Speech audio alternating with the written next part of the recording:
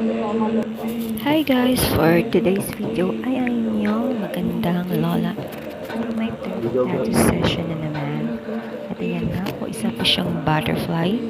3 butterflies on my right legs. Yan po.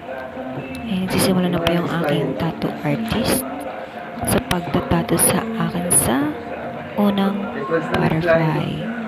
So, shout out po sa aking tattoo artist na si Kuya June Smith Montibor. Okay, medyo matagal na po ito. I think this was a month ago. Pero ngayon ko lang po siya in-upload. Yan po. Ang ganda po talaga. Ito po yung gusto kong ipalagay sa aking legs.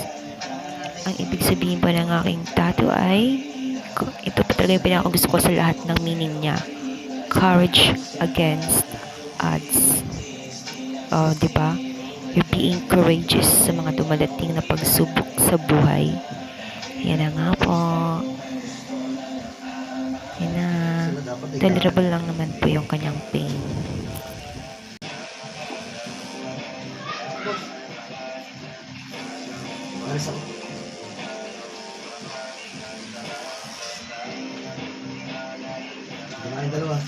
Sige, ingat.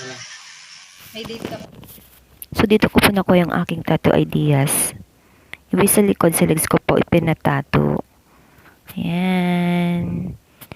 So, ito po yung kanyang ibig sabihin. The black butterfly meaning is known for its portrayal of hope for overcoming struggles. Charis. Ayan nga po yung picture na. Thanks for watching.